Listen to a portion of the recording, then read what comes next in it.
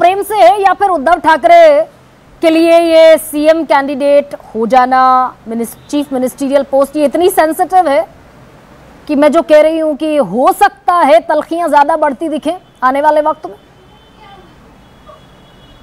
देखिए, महाराष्ट्र को लेकर मुझे कई कहावतें याद आ रही। दो से शुरुआत करता हूं। पहली तो ये कि सूत न कपास और आपस में लट्ठम लट्ठा, मतलब अभी सरकार बनी नहीं लेकिन दोनों गठबंधन में झगड़े शुरू हो गए कि मुख्यमंत्री कौन बनेगा।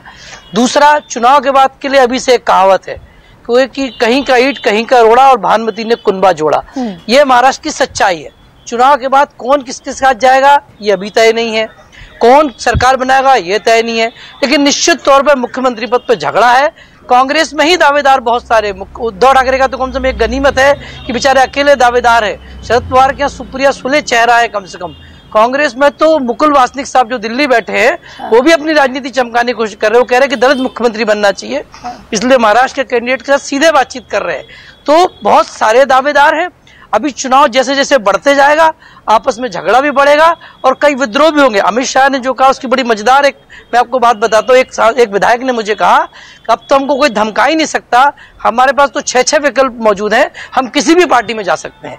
यानी चुनाव में कौन कहां से लड़ेगा ये भी अभी तय होना बाकी है। तो महाराष्ट्र में बहुत सारे कॉम्बिनेशन परम्यूटेशन। जी, उद्धव जी की बिल्कुल इच्छा है कि जिस बेइज्जती से उनको निकाला गया, जिस तरह से उनको हटाया गया, एक बार भले एक दिन के लिए मुख्यमंत्री बन के जरूर रहेंगे।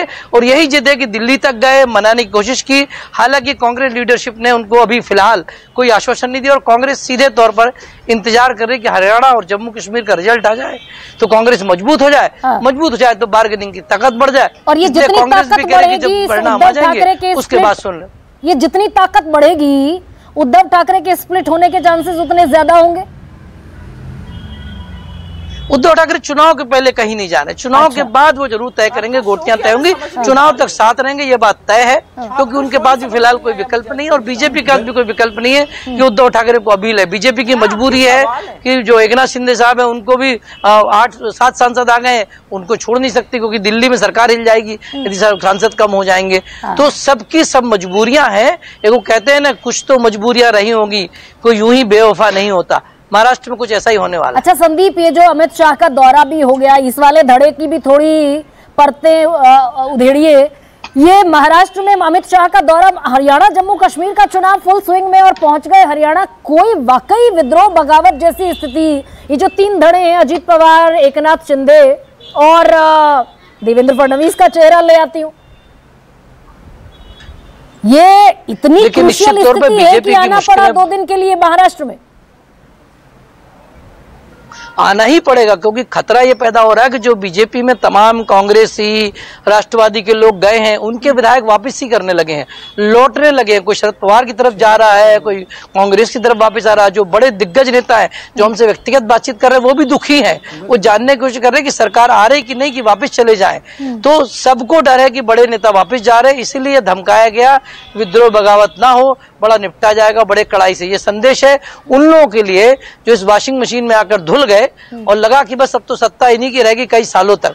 अब वो छटपटा रहे, उनको लग रहा है कि वापस जाना पड़ेगा और ये धीरे धीरे धीरे शुरू हो चुका है। हर्षवर्धन पाटिल जैसे बड़े नेता जो इनके इंदापुर मध्य बारामती की सीट के बाजू में, वो कहीं वापस शरद पवार के साथ न चले जाए। मधुकर राव पिचड़ जो बड़े विधानसभा अध्यक्ष रह चुके हैं वो वापस जा चुके हैं। तमाम बड़े नाम है जो वापसी करने की तैयारी कर रहे हैं अलग अलग दलों में। तो बीजेपी में आपको बताऊं, बीजेपी की जो 103 सीटें आई थी, अजीत पवार के हालिया जितने बयान हैं, मोहब्बत दिखी उनकी, जाएंगे रहेंगे।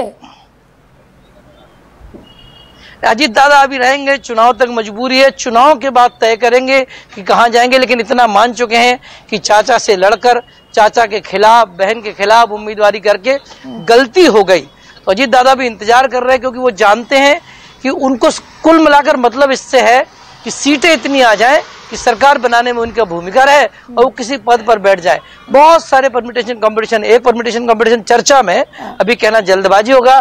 शरद पवार साहब कह चुके हैं कि कहीं चुनाव के बाद शरद पवार साहब कांग्रेस में आ गए तो सुप्रिया सुले को मुख्यमंत्री बना देंगे, तब कांग्रेस के बड़े नेताओं का क्या होगा।